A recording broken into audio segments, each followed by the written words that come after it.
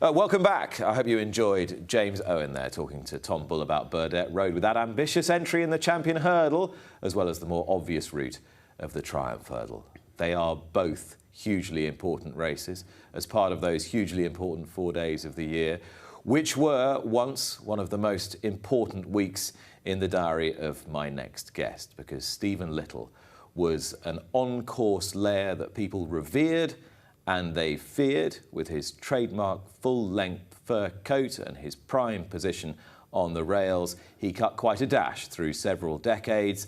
But that charismatic outward appearance belied a brutal simplicity of thought and great focus, which made him one of the most successful in his profession. And he started with barely a bean to his name, hence the publication of his recent book, Stephen Little, From Bicycle to Bentley, A Bookmaker's Story. He said that people used to refer to the betting ring as the betting jungle. Nowadays, he says, it's more like an allotment. Stephen Little, welcome to Luck on Sunday. Thank you. It's a bleak picture you paint of the betting ring now compared to what you knew and loved for all those years. Yeah. How do you feel about it now? What did it make you feel in your heart, having given so much of your soul to it? It's disappointing that, sometimes I go to a meeting like Bath, and there's just be half a dozen bookies in the ring. There used to be 3 lines of bookies, even at the smallest meeting. With about 30 bookies in the ring, and it's pitiful to see how it's changed. And I suppose it's worth drilling down, and I want this to be a celebration rather than anything too depressing. Of course I do, because there's some lovely stuff in here. But I note from you that you were seeing what you perceived as the decline in the betting ring a long way before other people did. People might say, oh, it's the advent of exchanges. You were seeing things back at the late 80s where you were thinking, this just isn't quite the same as it was. No, I wouldn't know. Or was it a little later than that? No, it was mainly when the NJPC came along and changed the whole administration. National Joint Pitch Counts. Yeah. And they killed the business, basically. So how? Just for those who don't really understand the mechanics of this, just tell us how. Well, there were lots of things that worried me. They didn't know what they were doing, and the trouble is they didn't even know they didn't know what they were doing.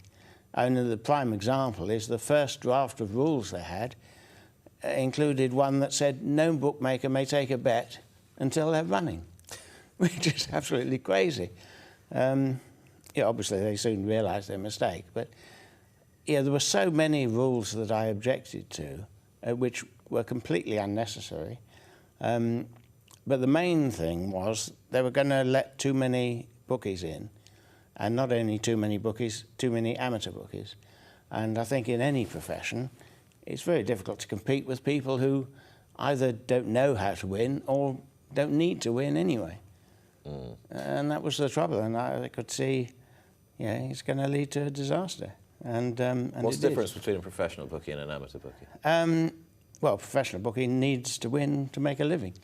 I couldn't have carried on because I didn't have any other form of income, whereas other people, other bookies, well, especially... So you're using the word amateur in its most literal sense. It's people just doing it for the hell of it rather than people who you thought were incompetent, or were they one and the same thing?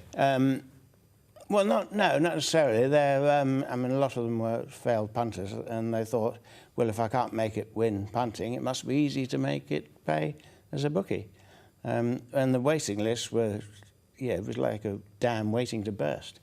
There were lots of people who had been itching to get in the ring, thinking it was easy money, and when they got there, they realised, well, it's not quite so easy as they thought.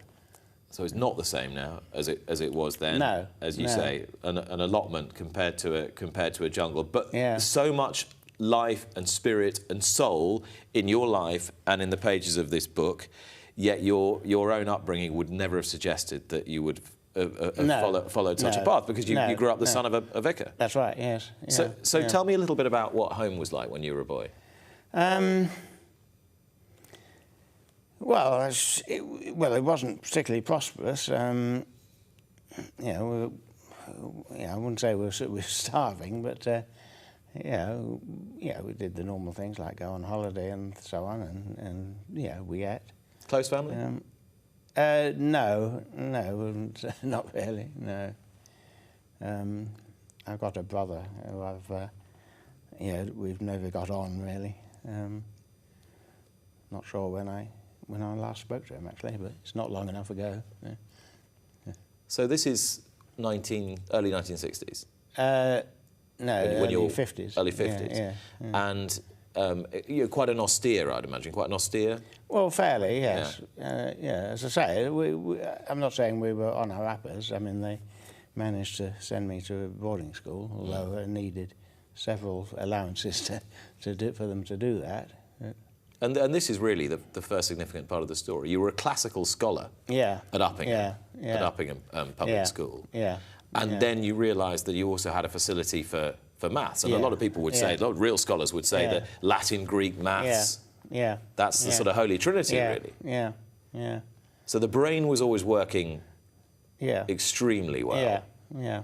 But where did this come from? Where did this desire to be a bookmaker come from? Well, I got interested in racing at school, and how? Well, I shared a study with a boy who is, also interested in school, in racing. And it went on from there really. So first, it was a while before I actually found a race meeting to go to. But I was just 14 when I first went to Lincoln. Lincoln, that was 1960, wasn't it, when you went to Lincoln? Yes, that's right. Yeah. And tell me about your recollections of that day and why the sport gripped you. Well, I think generally the atmosphere and the colours that the jockeys wore, and I was only in the cheap ring, which is on the other side from the grandstand. But it's just the whole thing captivated me really. Well, I suppose I was already captivated to some extent because I used to watch it on TV. And then gradually, a year or two later, I didn't have any other particular ideas about what I wanted to do for a career. And maths was my subject, and I wanted to be in racing, so being a bookie seemed to be the thing to do. How was the bookmaking profession considered then? Not in a great light, really. I mean, one of my ambitions really was, well, not just to survive, but to try and raise the perception of bookies. Not sure I've done that very much. I think it has raised. I'm not claiming any credit for that. But, so you actually think the book? It's quite interesting, this, given how the huge corporate bookmakers are viewed today, and this debate that we have all the time about their ethics. Yeah. It's interesting that you think that if you said to somebody now, I'm a bookmaker, compared to saying I'm a bookmaker when you were just starting out, you think it would be received a bit differently? Yes. Although I was interested in a quote from someone high up in Entain, the Ladbrokes and Coles firm. They said, we're not bookmakers, we're in the entertainment business. I mean, it's a completely different attitude now. Well, probably, I think off-course bookies have always had a different outlook on bookmaking from on-course bookies. Which is ironic somewhat, because what comes through so strongly in these pages is that for all that you wanted to be consistent and focused and steady, the world around you was an incredibly entertaining one. It was a very colourful one. And I'm interested to know whether you were really drawn to that. Yes, well, it was, when I first decided I wanted to be a bookie, I didn't have any fixed ideas, or even unfixed ideas, of how I was going to progress. But after I left school, I had just over a year before I turned 18, and could work for a bookie. So that was my sort of gap year, which I used cycling around the racecourses. And it was during that time I became more focused, and I knew I wanted to be a racecourse bookie. I still didn't know how I was going to manage it, but if you're determined enough to do something, you can do it. You were very determined, really determined, because you nearly got a place at Cambridge. but didn't. Well, I would have done, but I was quite honest about not really wanting to go and what I wanted to do. And I really only went for the interview because it happened to be the morning in Cambridge, happened to be the morning of a Newmarket race meeting. So I thought I can go to that and cycle off to the races. And you got more out of one than the other. So how did you actually succeed? And what I love is the fact that you think in your head that your progress is painstakingly slow, yet at 24 you're there, Stephen Little, the bookmaker, 24 years old. Yeah. So what was the pivotal moment? I suppose going to Bristol Dogs with another bookie. Well, I didn't have my license then, but when we started at Bristol, that was with Vic Gardner, a former jockey, who was based in Marlborough. He had a betting shop in Marlborough. And, we went in as equal partners in a pitch in the Cheap Ring at Bristol. And, and that was the start of it, I suppose. And then I got my licence and started going to a few Cheap Rings and point-to-points. And then Vic dropped out a few years later. He wasn't really cut out to be a dog bookie or racecourse bookie. So, went on from there. And you said that you wanted to sort of change the way bookmaking was seen, and you definitely... I was going to say you created a persona. That's the reason I say that is because I get this strong feeling from the book that what people saw on the outside didn't necessarily tally with what was going on inside. Was that deliberate? Not particularly, no, I don't think so. But do you see what I'm getting at? That you had an element of the showman about you. Yeah. Yet your methods were just incredibly rigorous. Yeah. The purpose of the faux coat wasn't to be a showman, it was to keep warm, because I really did feel the cold. I think it was colder in those days. So, standing up in the biting wind, all day, it really got to me. So that was a good way of not keeping warm exactly, but feeling less cold. But to what extent also in what was a jungle or a circus, or call it what you like, did you need to stand out? Did you need to stand out as a presence as much as someone who was good at their job and would lay bets in a really good way? Well, I decided early on that I would try as far as I could. If someone asked for a bet, I wouldn't cut them down, even if I had to hedge it at a smaller price. And I think that paid. It was painful at times to take under the odds, but I think it paid off in the end. So that was something I really wanted to. Well, I mean, that was a method of standing out, I suppose. Yeah.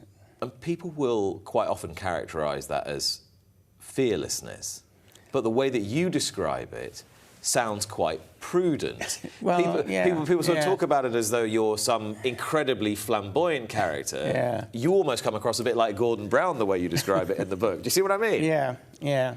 So talk people through the mechanics of that and how it worked for you. Well, I mean, it was... I couldn't start taking bets of any size at first because I didn't have the capital. But, gradually built up capital, and gradually built up a reputation for not knocking people back. Yeah. And you also were not trying to get in a ridiculous race to offer them ridiculous prices. No. You'd be more prepared to lay a big bet, but at the sensible odds. Yeah. I would very rarely offer a price that I couldn't see in the ring somewhere.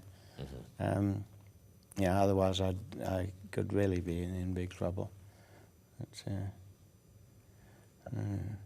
And if there's one characteristic you need to sustain a career like this, a life like this, which is by its very nature a very fast life, what does it need? What was it?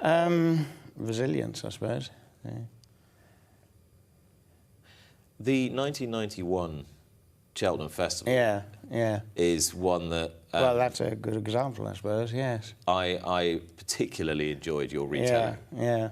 Because for those who don't remember, it began with one of the most famous gambles in Cheltenham Festival history, a horse called Destriero. It was trained by, well, it was actually officially trained by, I can't remember who was it. Was it Andy Geraghty or was he the? I can't remember. But it was a Noel Furlong horse anyway. Yeah, He also had the Iliad in the Champion Hurdle. They said he took £1 million out of the ring that day. What I didn't quite realise is that about a fifth of that was yours. Or not quite a fifth, but about 180 grand, 100 and something anyway, well over 100. No, I don't think I lost more than that on the day, but not more than that on the race. No, but a lot? No. Well, a lot, yeah. And you came out of the meeting up? Well, about just up, Yeah. Won the expenses, I think, roughly, yeah. So how do you get a mindset that sustains you through a meeting like that with all the extremes of emotion? Well, you just have to put up with it. I've said in the book that maybe I hadn't really thought of that before. Before writing the book. I wonder if I acquired that resilience through my cycling around the racecourses, because when you're cycling in the dark through the rain, and there's another 10 or 20 miles to go to the youth hostel I was staying in, you don't have any choice but to keep going. So otherwise, the only option is just to sleep in the ditch, which is even worse than cycling the last 20 miles in the rain. Yeah. It strikes me, though, that it wasn't just about the pounds, shillings and pence, but about the genuine passion for sport as a whole, not just racing, but you talk about point to point, and particularly your love of coursing. Yeah. You were a huge player in coursing for a long time. Yeah. What informed that passion? Well, I used to read about coursing in the sporting life when I was working in the office in the West End at the age of 18 and 19, and I couldn't really make head or tail of what was going on. So I thought, well, I bet I must go and see this. Excuse me. So I went to, I cycled to a meeting in Hertfordshire, one day, and I was really impressed. I mean, it was not a great introduction to coursing because there weren't many hares around, and it was a very minor meeting. I walked all day on plough, so I was quite tired by the end of it. And I thought this is a great sport. It's so natural, out in the countryside. There's no stand or anything, and no structure at all. It's just an ordinary farmer's field. And I loved it. And just to top it up, at the end of the day, I was given £2 for acting as a beater. So. And then someone gave me and the bike lift back to Hatfield, where I was living with my aunt at the time. So and then I went to and then hitchhiked to a Huntingdon meeting later, about a month or so later, and that was a much bigger meeting and much more organised. I mean, but still in a farmer's field. And I thought, well, this is something I've got to take an interest in. There are two other great advocates of coursing. Sir Mark Prescott, who's been a very good friend of yours and wrote the foreword to the book, but also the late John McCririck, with whom I worked for a number of years. And you make some observations about John and his contribution in the book, and they're generally positive ones. Tell me your recollections of him as a journalist and as a betting correspondent. Well, he was a serious. As a journalist, he was a serious journalist. I mean, he did have some, well, not quite scoops, but investigations which things which needed investigating. The two that spring to mind, someone was after timing on greyhound racing, and that was because the timing, it was only time, the off times were only timed to the minute and not to the second. And because of what he discovered, they changed it to timing them to the second. And the other was about Woodrow Wyatt, who that was never a fan of, how he manipulated tote dividends. Yeah, so he was a serious journalist, and which is not really his sort of main image to the general public. I mean, he did talk some nonsense at times, which I wasn't slow to tell him. But I mean, I spent a lot of time. He didn't drive, so he was crossing correspondent for the Sporting Life for a few years, and we used to drive all over the country together. He obviously exposed an awful lot of things that shouldn't be happening that were. For much of the book, your faith in the probity of the sport is quite strong. Yeah. But then clearly there is a bit of a tipping point with quite an unusual race that took place at Chepstow. Involving Declan Murphy. It might just be worth telling us why that was such a tipping point. Well, it wasn't the amount. I had lost on the race, of course, but it wasn't the amount. It was the circumstances. Yes, it wasn't the amount. It was. I'd never felt so much that I'd been cheated. I complained quite bitterly. So it's just for people to remind you, it was a charity race. Yes. Effectively. Yeah, it was. But betting on the charity race, and it was. Well, Murphy's it was a regular comeback, race, wasn't it? but yes, it was Murphy's comeback. He'd had a nasty accident, and it was jump jockeys against flat jockeys on the flat. And I was convinced afterwards that there weren't. There was more than one trier, but there weren't. I think there were 12 runners. There's only a few triers, and obviously the winner was one of them. And I think it was supposed to be a random draw for mounts, but somehow Declan Murphy had been riding out the winner before the so-called random draw, and I think the racecourse was involved in that. I think the racecourse's motive was not to have a betting coup, but just to get publicity for the course. But I think other people cottoned on to the fact that this was a betting coup, potential betting coup, and so it was. And I complained bitterly to various people in the Jockey Club and elsewhere, and it was a whitewash, I think. How much faith do you have in the sport now, in 2024, both in terms of integrity and indeed as a sport and an entertainment that can survive in perpetuity? I think it's generally straight. I mean, there'll always be a few crooks, but no, I think it's generally straight. Whether it can survive in perpetuity is another matter. I fear that the antis are getting, just as they did with coursing, getting too strong a voice, or not at the moment, but in the future they may do. So that's a worry. Well, what is between the pages of this book is an extraordinary life surrounded by great, rich colour that the sport evoked through several decades. It's called From Bicycle to Bentley, and it is available. You can buy this on Amazon now, can you? As a hard copy. I know I bought my Kindle copy. Yeah. Well, just at the moment, there aren't many copies around. We're doing it's been so popular. It's a reprint. Yes. Okay. Yeah, so the reprint, and it'll be available again in all good bookshops in another week or so. Yeah, and possibly some less good ones as well. Here it is, Stephen Little, From Bicycle to Bentley, forward by Sir Mark Prescott. Stephen, thanks so much for joining us today, and all the very best with it. Stephen Little, we're going to take a break. When you rejoin me, I'll be talking to British-born Aussie riding sensation Rachel King.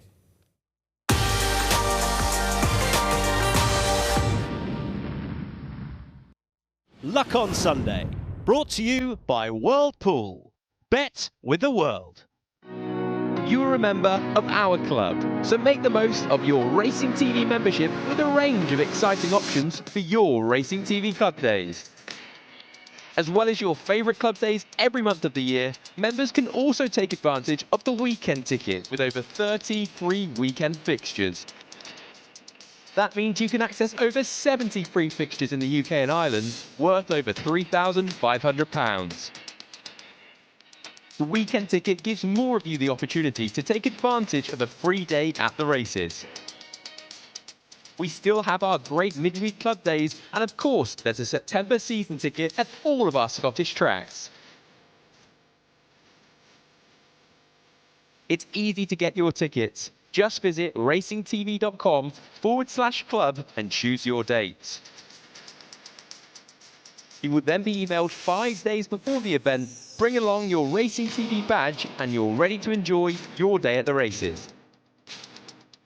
There's a full list of fixtures at racingtv.com/club. So be part of the biggest free racing club in the world with Racing TV.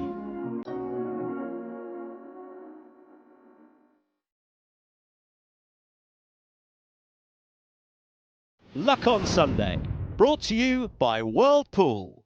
Bet with the world.